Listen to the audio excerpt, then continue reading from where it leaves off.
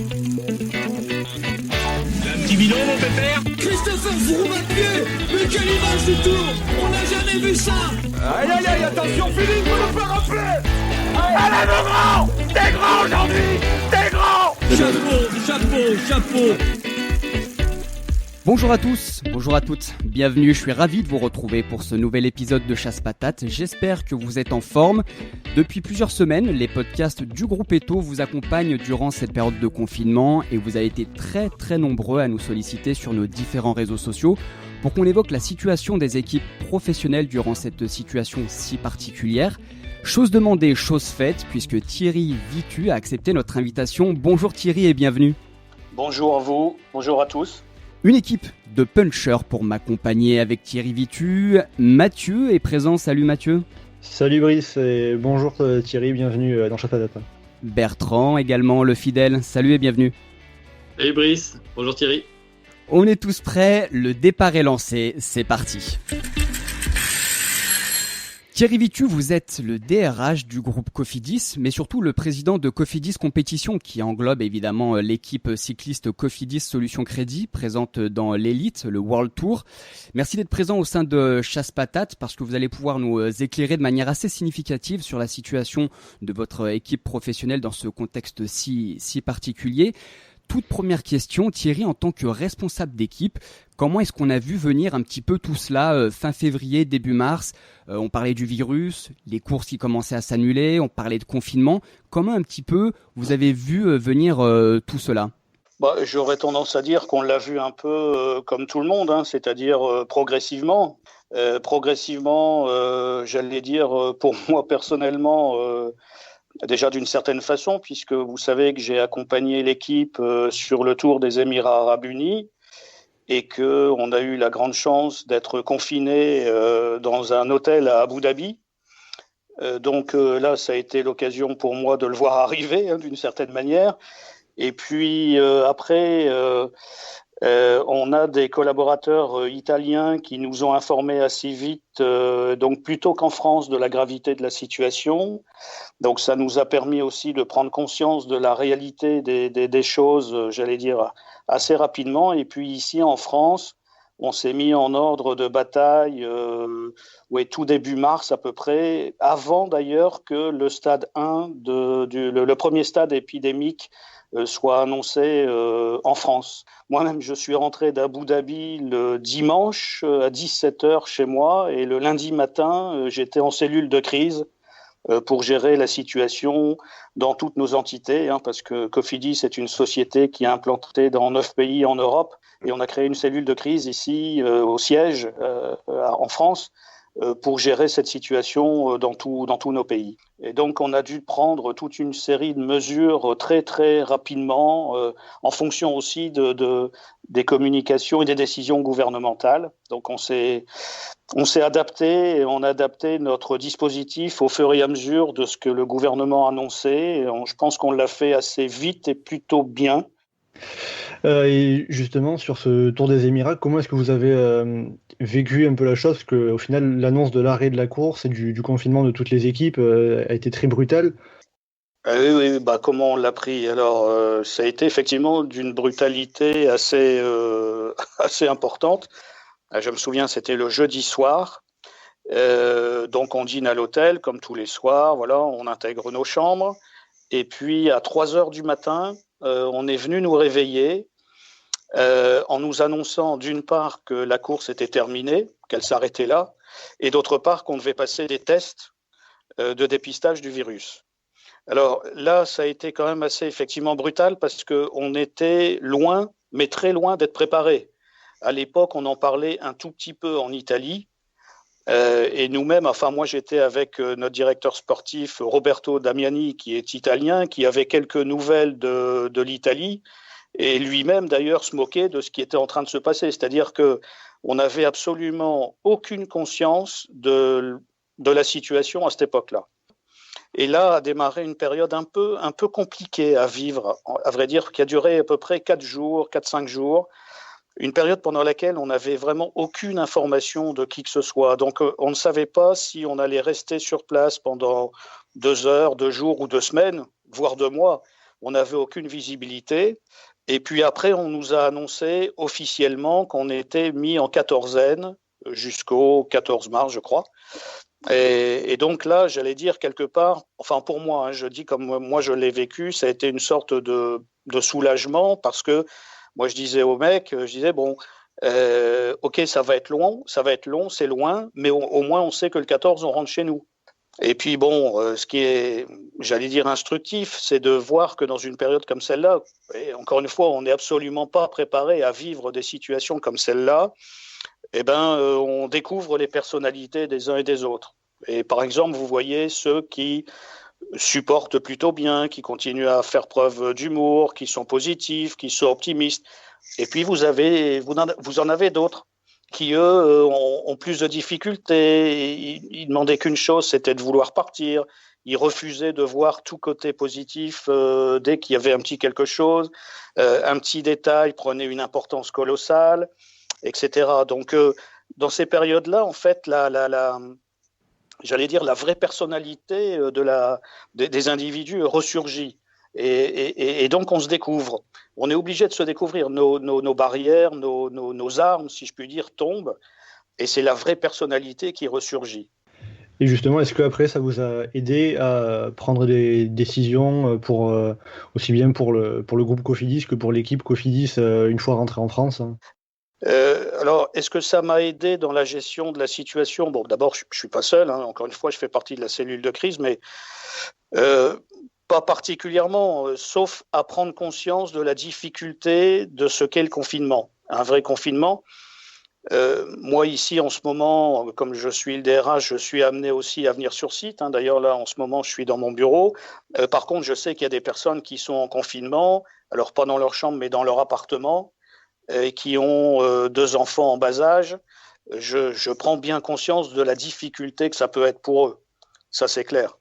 Maintenant, ça ne nous a pas aidé à prendre des mesures particulières parce que les mesures qu'on a prises ici, d'abord, c'était des mesures on n'avait pas à prendre à Abu Dhabi parce qu'elles nous étaient imposées, mais les mesures qu'on a prises ici, elles dépendaient fortement de tout le dispositif sanitaire qui était imposé par le gouvernement.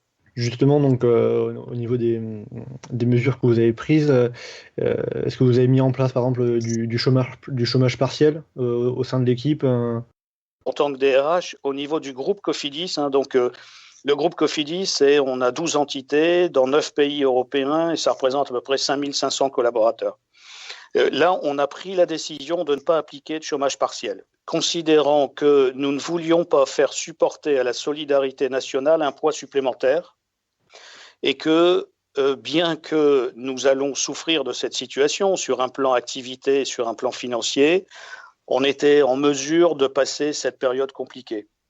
Donc je pense qu'il y a d'autres entreprises ou d'autres groupes qui n'ont pas eu cette posture-là, mais nous, la nôtre, ça a été de dire on va pouvoir le supporter nous-mêmes, donc on ne fait pas appel au chômage partiel. Alors après, par rapport à l'équipe, oui, là l'équipe, à l'inverse, dès le 1er avril, on a mis l'équipe, enfin pas l'équipe seulement d'ailleurs, mais toute la structure, c'est-à-dire les coureurs, mais aussi le personnel, le staff, on a mis toute la structure en chômage partiel.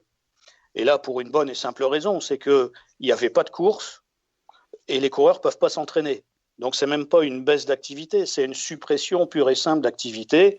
Et là, il nous est apparu quand même pertinent, et on a partagé ça avec Cédric Vasseur, hein, qui est le manager de l'équipe. On a partagé ensemble le fait que là, il n'y avait pas d'autre choix possible que de mettre la structure en chômage partiel. Je reviens un petit peu sur ce que vous disiez tout à l'heure sur l'aspect management humain. Donc, moi, la question que je me pose dans un premier temps, c'est avec la distance, comment on maintient aujourd'hui, vous arrivez à maintenir une cohésion au sein de l'équipe Cofidis ? Comment vous gérez cette crise d'un point de vue purement humain ? Alors c'est une bonne question parce que en fait, c'est compliqué.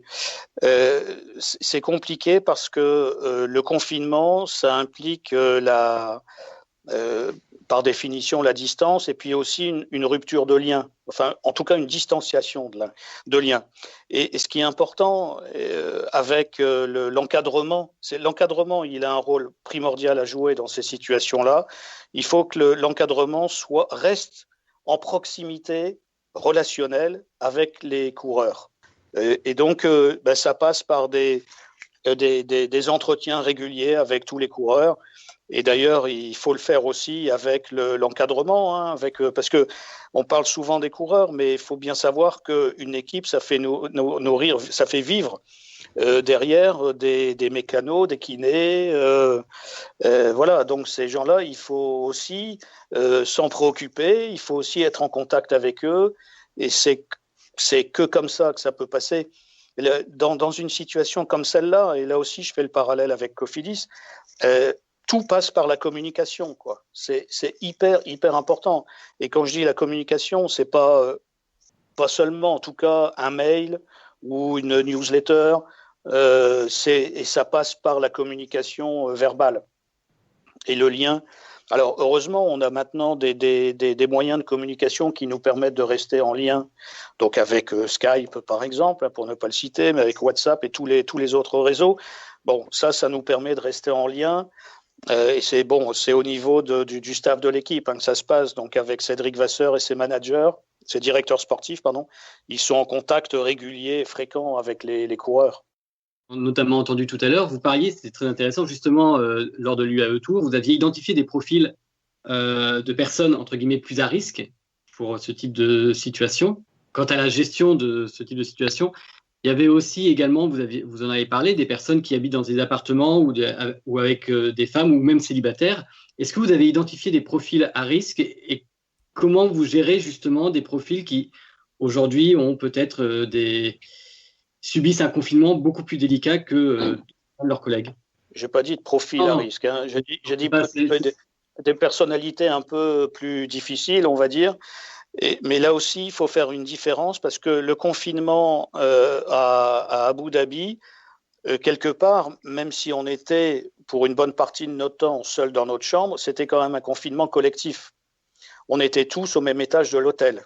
C'est pas pareil que la personne qui est seule dans son appartement ou qui a des enfants en bas âge dans son appartement. Alors, et ces personnes-là, on les qualifie pas de personnes à risque, on les qualifie de personnes soit vulnérables, soit personnes fragiles. Donc, pour ces personnes-là, considérées comme fragiles, on est en contact très proche.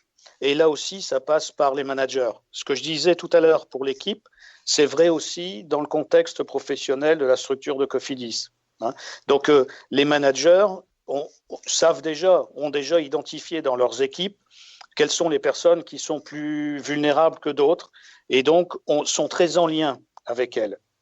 Et ça passe encore une fois par la communication, par le lien managérial, de dire vous êtes dans une situation difficile, on le sait, on en prend compte, on essaie de vous aider.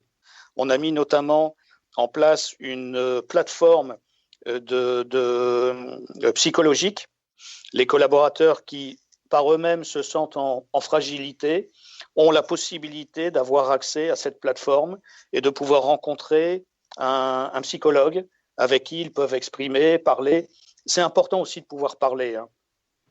Et puis, on a mis aussi en place ce qu'on appelle un réseau d'aide ici sur notre campus à Villeneuve-d'Ascq, c'est-à-dire des collaborateurs qui sont volontaires pour justement venir en soutien, en complément du dispositif, de venir en soutien psychologique à des collaborateurs. Donc, vous voyez, c'est un dispositif à plusieurs étages. Et pour moi, le premier étage, si je puis dire, c'est le plus important, c'est le lien avec la hiérarchie, avec le management. Thierry, pour continuer, vous précisiez au début du podcast, donc effectivement le groupe Cofidis a pu assumer ou peut assumer cette crise sans faire recours au chômage partiel. Est-ce que vous avez, dès le départ de ce confinement et de cette crise du Covid-19, est-ce que vous avez tout de suite su que le secteur sponsoring du groupe Cofidis allait être un petit peu épargné?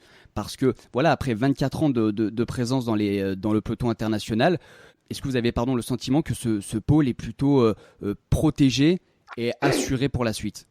En fait, c'est une décision qu'on prend.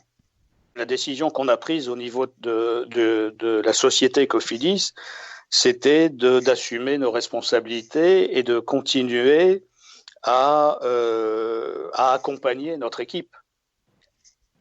Je sais qu'il y a d'autres sponsors qui n'ont pas eu le même le même comportement ou qui n'ont pas eu la possibilité, pour des raisons financières, de ne pas pouvoir le faire.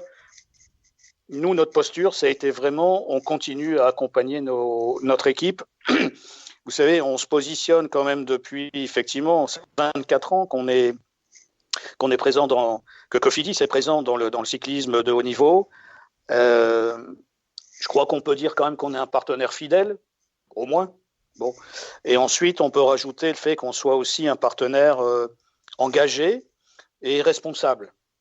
Et donc, même si on a mis en place le chômage partiel au 1er avril, et encore une fois, on ne pouvait pas faire autrement, on continue à accompagner notre équipe et on va continuer à l'accompagner jusqu'à la fin de l'année, quoi qu'il se passe. Vous savez, on a pris un engagement jusqu'en 2021. Donc il n'y a aucun souci. On va respecter notre engagement et on va continuer à accompagner notre équipe. Et donc ça va s'appliquer aussi bien pour l'équipe professionnelle sur route, l'équipe World Tour, que pour l'équipe amateur, que pour l'équipe de sport handicapé, pour les sportifs paralympiques qui du coup ont comme échéance les Jeux de Tokyo en 2021. Absolument. Mais là aussi, vous savez, si on est engagé dans le sport handi, et puis vous savez qu'on a une structure organisée pour le handisport, ça fait 10 ans maintenant, ça va être la 11e année. Là aussi, c'est pas par hasard, c'est pas pour faire un coup, c'est pas pour dire voilà, on fait ça et puis après on arrête. Vous voyez bien que là aussi, dans ce domaine-là, dans l'engagement par rapport à l'équipe handi, on est fidèle et on est aussi engagé. Et finalement, notre engagement dans le handisport n'est qu'un prolongement de valeurs qui sont celles de Cofidis. On misait beaucoup sur les Paralympiques de cette année. On visait même des médailles, notamment avec 2 coureurs, avec Mathieu Bossredon et puis Cattel Alençon. On visait des médailles. Bon, ce sera pas cette année, ce sera l'année prochaine. On recule d'1 an et finalement, c'est pas plus mal parce qu'on peut quand même espérer que dans 1 an, la situation se sera largement améliorée par rapport à aujourd'hui. Donc, ça veut dire que ça pourra se faire dans les bonnes conditions, dans les conditions sanitaires correctes, satisfaisantes et qu'il n'y aura aucun risque de prix. Très intéressant, Thierry Vitu, d'aborder l'équipe handisport Cofidis avec notamment en chef de file Mathieu Bossredon. On a pu lire et on a pu entendre ces dernières semaines vos propos concernant donc le budget de l'équipe Cofidis Solutions Crédit en World Tour, un budget qui avoisine les 14 millions d'euros cette année. D'autres sponsors, évidemment, amènent leur contribution. On pense notamment au textile, au cycle et aux différents équipements des cyclistes. Quelles sont les relations que vous avez actuellement en cette période de confinement avec l'ensemble de ces sponsors? Écoutez, je touche du bois, mais pour le moment, l'ensemble de nos partenaires continuent à nous accompagner et affirment continuer à nous accompagner. Et donc, c'est important quand même pour nous parce que c'est quand même un budget complémentaire important. Et donc, je pense notamment au cycle des Rosas qui nous a assuré de son soutien. Et c'est pareil aussi pour les autres partenaires. Vous avez cité les principaux, mais après, on a beaucoup aussi de petits partenaires. Il y a le partenaire pour les bidons, le partenaire pour les barres énergétiques, pour le gel, etc. Tous nos partenaires, pour le moment, nous assurent de leur soutien et de leur accompagnement. Et je vous assure que c'est très important pour nous de savoir qu'on a des partenaires qui, à l'image d'ailleurs du partenaire de Cofidis par rapport à son équipe, que nous avons aussi des partenaires qui nous témoignent de leur volonté de nous accompagner, de continuer à être à nos côtés. C'est quand même un message extrêmement positif et c'est hyper important aussi pour nous. Il y a des coureurs qui sont en fin de contrat, puisque les contrats se terminent donc à la fin de l'année. Est-ce que ça peut poser problème de ne pas pouvoir suffisamment évaluer les coureurs qui sont en fin de contrat ou comment est-ce que vous gérez la situation par rapport à ces coureurs-là? On sait que c'est pas les leaders. Elia Viviani, Guillaume Martin, Christophe Laporte sont encore sous contrat chez Cofidis pour l'année prochaine, mais ce n'est pas le cas de la totalité de l'effectif. Oui, effectivement. Alors, c'est vrai que c'est pas simple pour évaluer la performance sportive de nos coureurs cette année. Parce que ça s'est arrêté quand même assez tôt dans la saison et assez brutalement. Mais vous posez aussi une bonne question parce que, par exemple, nous avons, je pense, c'est 13 coureurs dont le contrat vient à échéance cette année. Donc, il va falloir qu'on se positionne. Mais ça, j'aurais tendance à dire, comme les années précédentes, sur le fait qu'on les garde ou on ne les garde pas. Et de la même façon, il va falloir aussi qu'on commence à regarder. Mais là, on est vraiment un peu tôt dans la saison. Donc, encore une fois, la question est bonne, mais elle est un peu prématurée parce qu'on est quand même finalement que fin avril, début mai. Donc, c'est encore un peu tôt pour prendre des positions sur des coureurs, d'autant plus qu'on n'a aucun recul, notamment pour des coureurs qu'on a recrutés cette année pour 1 an. Ça va être très compliqué. Ou pour des coureurs qui ont des contrats de 2 ans, qui ont démarré l'année dernière et dont la deuxième année, c'était cette année, et à qui on avait demandé, par exemple, de fournir certains efforts ou d'être plus présent sur tel ou tel cours. Bon, bah, tout ça disparaît. Donc, il va falloir de toute manière quand même qu'on prenne position, mais c'est encore un peu tôt dans la saison. Donc, il faudra le faire. Et de la même façon, d'ailleurs, il faudra aussi qu'on commence aussi à se positionner sur le marché du recrutement. On avait quand même constitué une bonne équipe. Cédric avait procédé à des bons recrutements. Donc, on avait une équipe qui avait augmenté de niveau, et volontairement, notamment, par exemple, avec le recrutement d'Elia Viviani ou de Guillaume Martin. Donc, on avait augmenté le niveau global de notre équipe, en se disant, pour une première année World Tour, on devrait pouvoir tirer notre épingle du jeu. Ce raisonnement-là, il va indépendamment de la manière dont la saison va se dérouler, ce raisonnement-là pourra être le même l'année prochaine. Là, récemment, il y a eu le Tour de Suisse virtuel, il y a eu également le Tour des Flandres virtuel au début du mois d'avril. Il y a également aussi, pour finir, le Tour d'Italie virtuel auquel Elia Viviani participe. Mais pourtant, votre équipe, il n'y a pas de participation de l'équipe Cofidis à une de ces courses. Est-ce que vous avez plus d'informations sur cette non-participation de votre équipe à ces courses?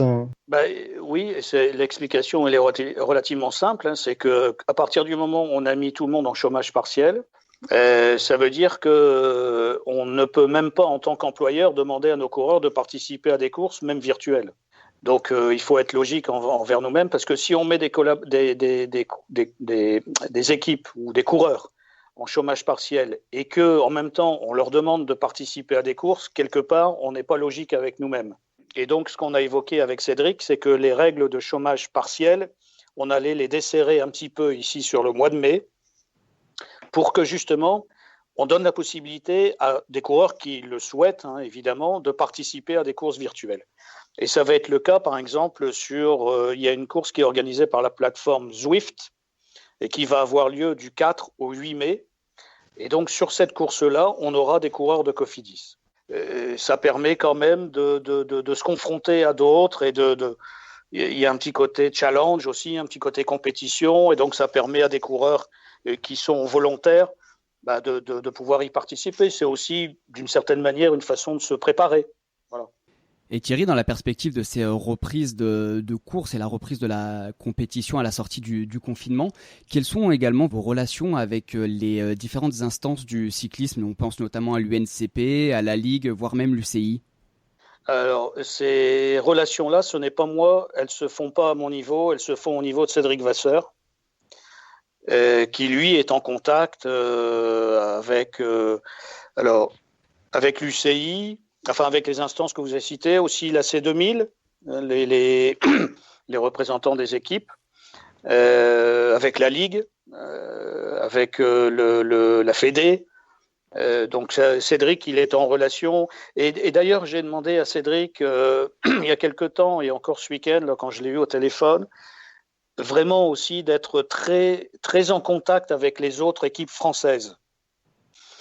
C'est important parce que, le cyclisme, c'est un sport collectif. Alors, il se pratique individuellement, mais c'est un sport collectif. Et la notion de collectif peut se voir au niveau d'une équipe, mais ça peut se voir aussi au niveau d'une profession. Et moi, je trouve que nos intérêts en tant qu'équipe, je vais parler équipe française au moins, nos intérêts sont les mêmes. Qu'on s'appelle Groupama FDJ ou AG2R La Mondiale ou les autres équipes françaises, on a quand même des intérêts communs, des intérêts partagés. Et de la même façon, les médecins, par exemple, pour moi, les médecins doivent rester en contact entre eux parce que notre médecin, par exemple, a fait un super travail en imaginant les conditions sanitaires qu'il faudrait respecter sur le Tour de France compte tenu des mesures des mesures sanitaires actuelles.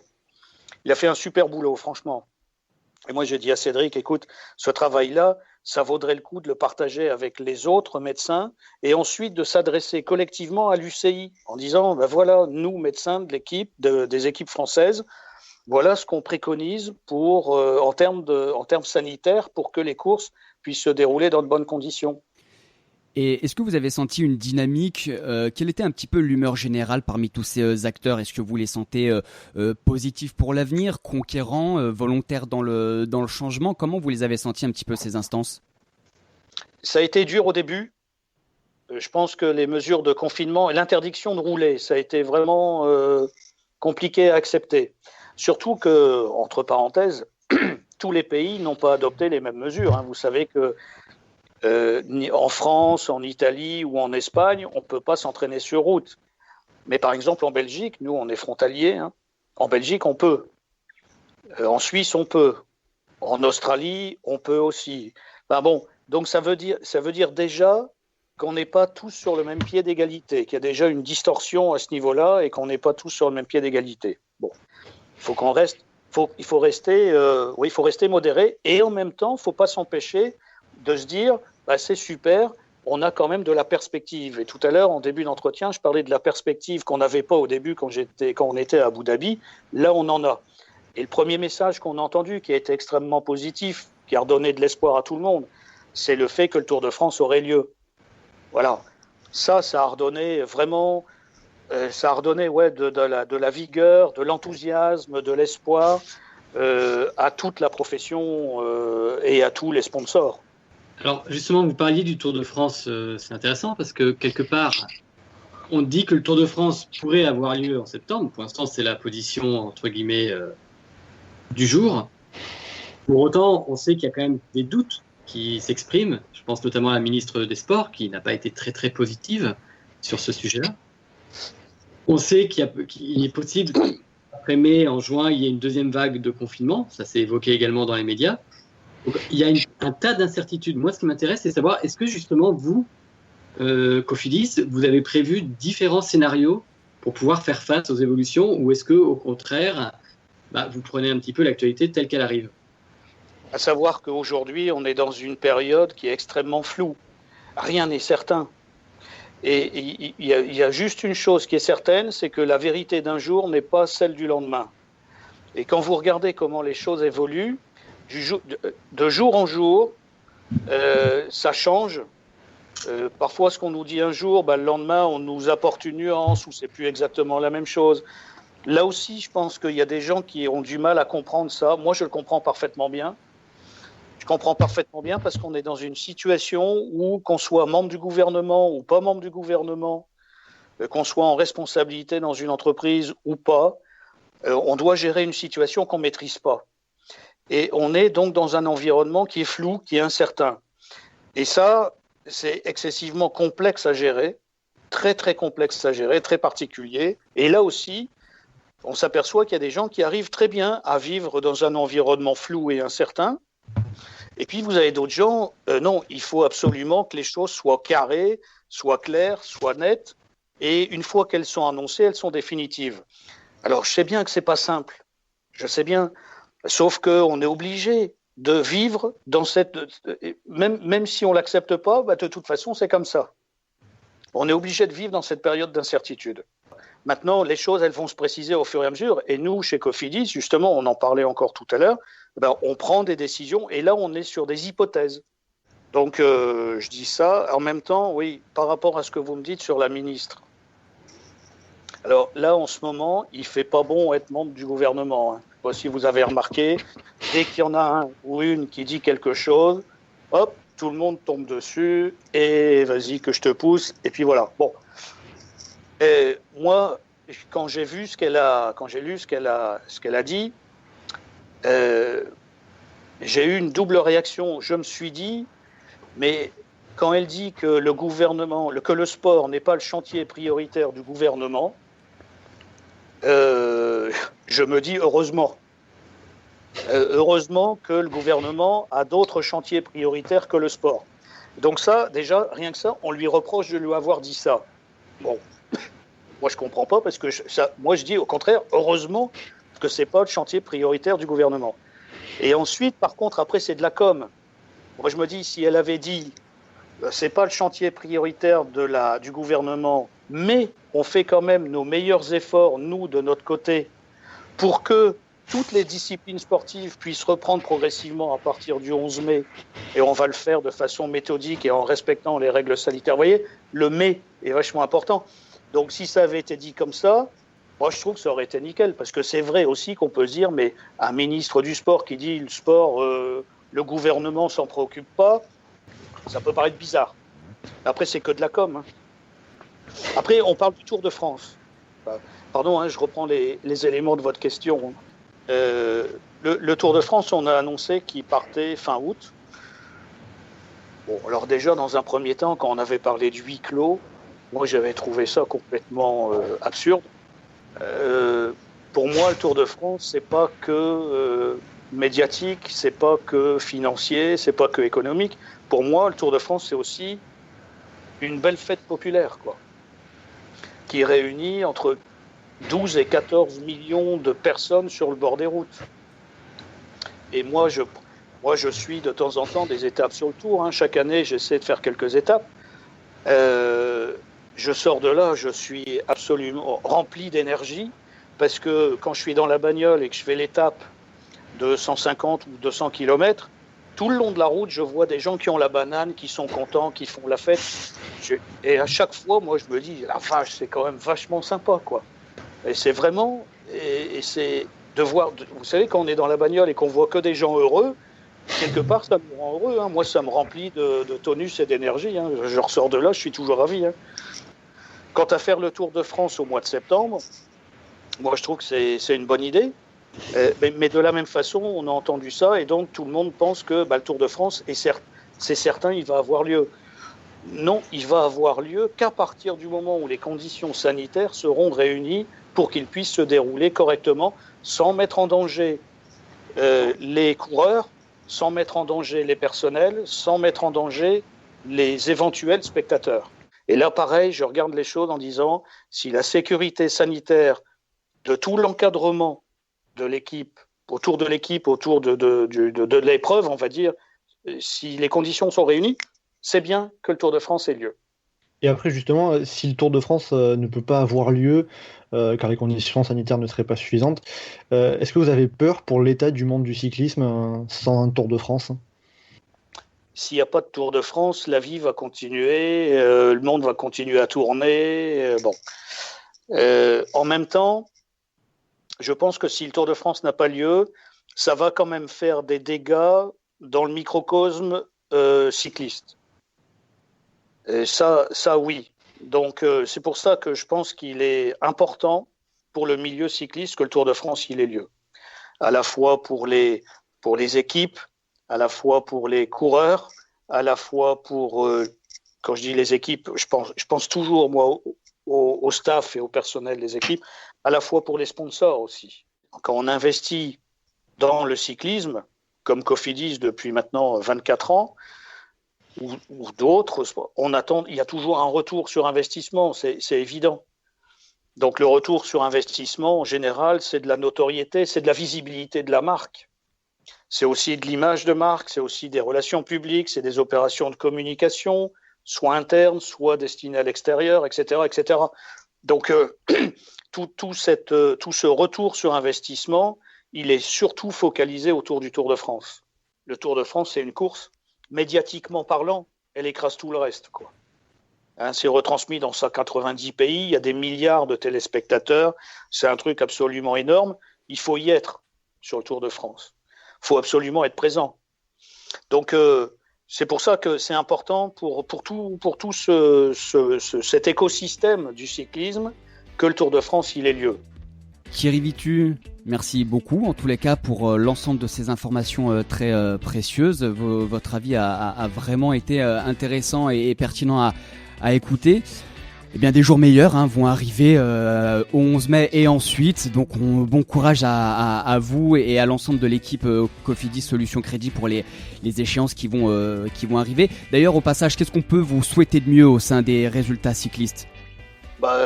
Une victoire d'étape sur le Tour de France. Voilà. Parce que en fait, on disait tout à l'heure, je disais qu'on était engagé dans le cyclisme depuis 24 ans. Ça fait quand même maintenant 11 ans qu'on n'a pas gagné une étape sur le Tour. Donc ça commence à faire beaucoup. Ça remonte un peu trop loin. Donc et d'ailleurs, on a fait nos recrutements cette année avec cet objectif-là. Donc allez, vous pouvez nous souhaiter une victoire d'étape. Je prends votre souhait, je l'accueille avec plaisir. Eh ben, on vous l'envoie le plus chaleureusement possible et on sera là et on veillera, on sera attentif en tous les cas aux résultats de l'équipe Cofidis Solutions Crédit. Évidemment, comme vous l'avez dit, si le Tour de France a lieu en 2020. En tous les cas, encore une fois, merci beaucoup pour le temps accordé. C'était très sympa et prenez soin de tout ce petit monde, que ce soit vos collaborateurs au sein du groupe Cofidis ou au sein de l'équipe professionnelle. Bertrand, Mathieu, idem, soyez forts, prenez soin de vous également. Chers auditeurs et auditrices de Chasse Patate, j'espère que vous avez pris le même plaisir que nous à écouter ce podcast et à savourer les propos de Thierry Vitu. N'hésitez pas à le partager massivement autour de vous afin de montrer que Cofidis sera bien présent et dévoué à gagner une étape sur le prochain Tour de France. Un seul mot d'ordre, messieurs, dames, on reste à la maison. On se dit à très vite. Bye bye.